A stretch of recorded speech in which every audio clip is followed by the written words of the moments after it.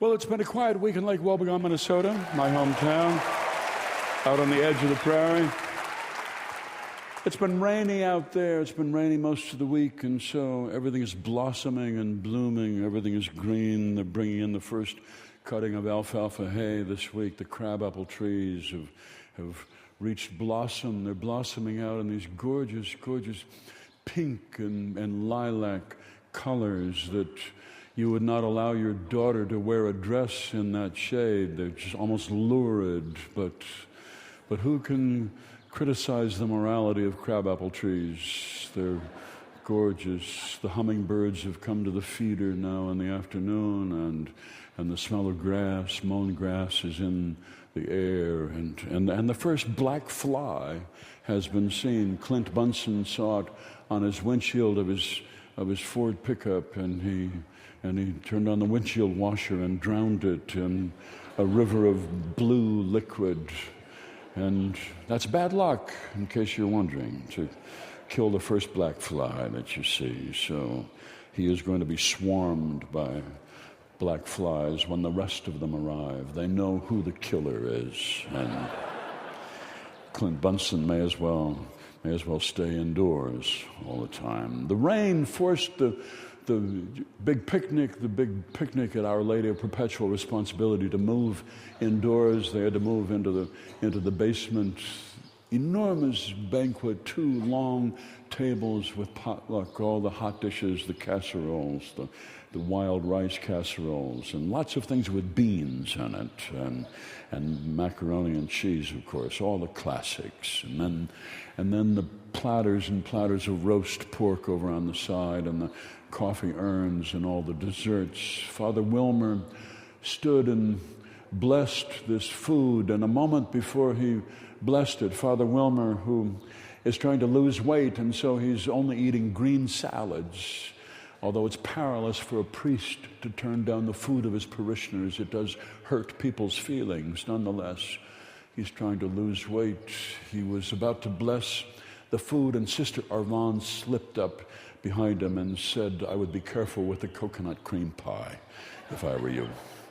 It was Myrtle Krebsbach's coconut cream pie, and Florian Krebsbach had brought it into town in the back seat of his car, and he had parked outside the sidetrack tap and gone in for a toot and then a second toot.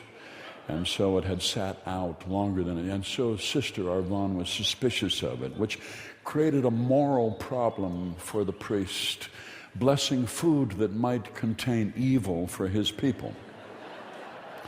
He blessed it nonetheless and asked the Lord to look over us with his mercy, and then he kept an eye on the coconut cream pie. He kept an eye on it. He did not eat any of the pork. He was worried about it. Donnie Frauendienst usually does the pork roast. He sits outdoors all night in the parking lot of the church, watching the roasters, adjusting things, but he had to go to the hospital with heart pains this last week. And so Art Heist had to take his place, who never has done this himself. He's watched Donnie Frauendienst do it, but he's never done it himself, and Donnie is not a great teacher. And so Donnie was on the phone from the hospital bed all night, giving Art instructions. What's the temperature? How does it look? How does it smell? Art was sleeping an hour at a time in the front seat of his pickup truck. And then in the middle of the night, he left his cell phone sitting on a post in the parking lot. And Donnie couldn't reach him. And Donnie's vital signs went wild. And they had to put him on an IV, and they had to take him down to ICU, and the meat just sat there and roasted. But the rain doused the fire, and so it all came out. It all came out well in the end. The coconut cream pie was cut into 8 slices that went immediately. And Father Wilmer couldn't say anything about it because Myrtle was watching him with an eagle eye. This old lady with hair dyed black was watching him. She said, "Go ahead, take a piece. I can see you looking at it. You want one?" No, he didn't. He watched his other parishioners take a piece of the coconut pie. But it was not any of them who were struck with violent nausea and vomiting that night. It was Father Wilmer, the ranch dressing that was on his green salad, betrayed him. There's a lesson in this somewhere. We don't know. We don't know what it may be. Memorial Day weekend, it's the opening day of the Whippets season, our baseball team playing down at the Wally Old Hard Hands Bunsen Memorial Park. So on Sunday, they'll be singing the national anthem. Joanne Frauendienst, Donnie's wife, will go out and sing the Star-Spangled Banner. She sang it last year. She sounded like she was walking on hot coals as she did. And then we will give the cheer as the team stands along the first baseline. We'll all say, W-O-B-E-G-O-N. We said it once, we'll say it again. W-O-B-E-G-O-N. We take boys and make them men. California oranges, Texas cactus. We play your team just for practice. Whippets, whippets, whippets. And they'll all run out on the field.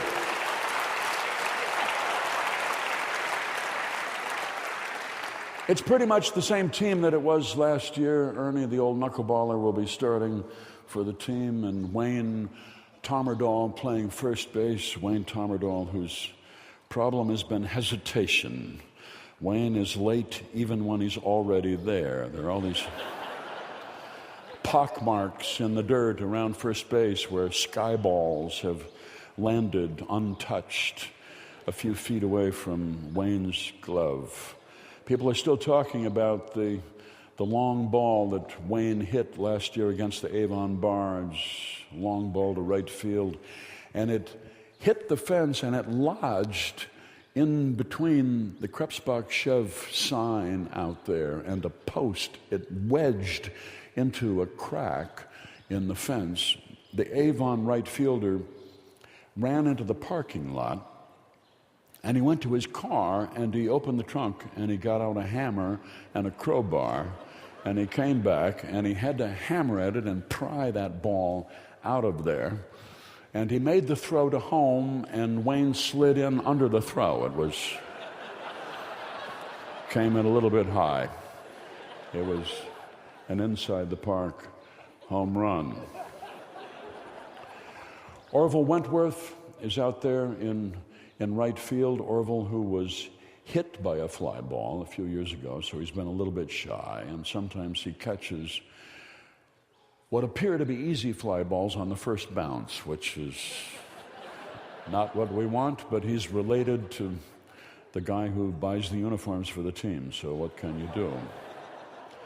Ronnie Piggott is out in center field once again. Ronnie Piggott, who's had some eye problems ever since he was hit by a lucky punch in a bar fight in Bolus once in an argument over who started World War II.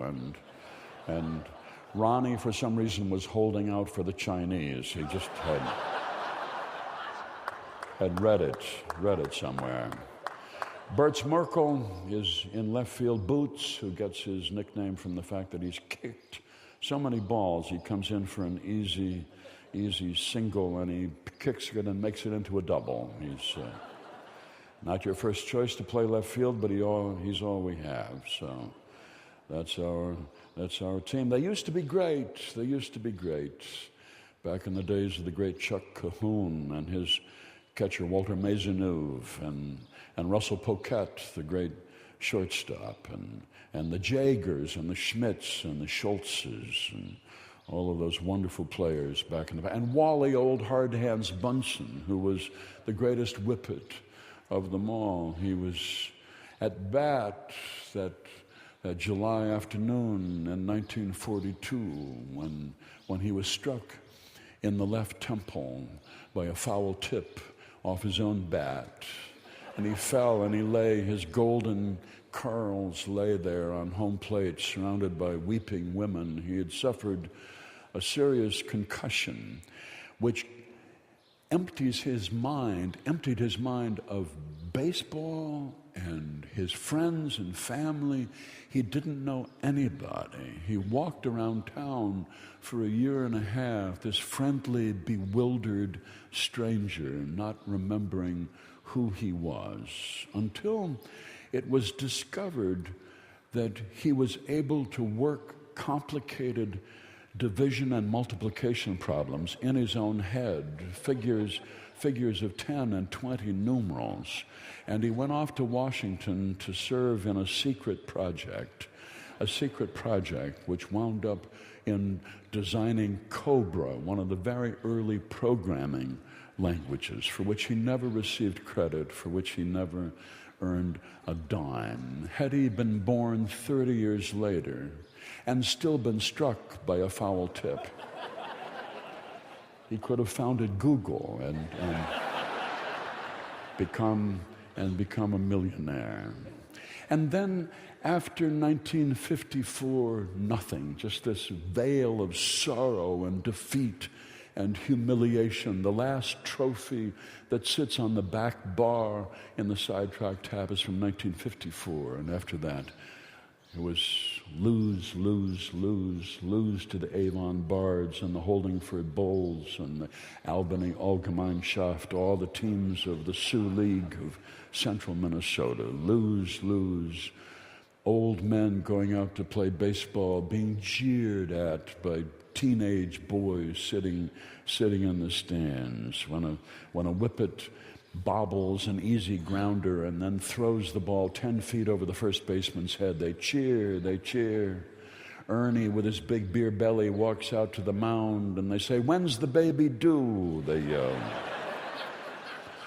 A whippet strikes out, flails at the ball and walks back to the dugout, and the teenagers in the crowd say, left, right, as he walks back in defeat to the dugout. It's humiliating to be a man, to be the object of teenage satirists laughing at you, jeering at you. But these men are my heroes.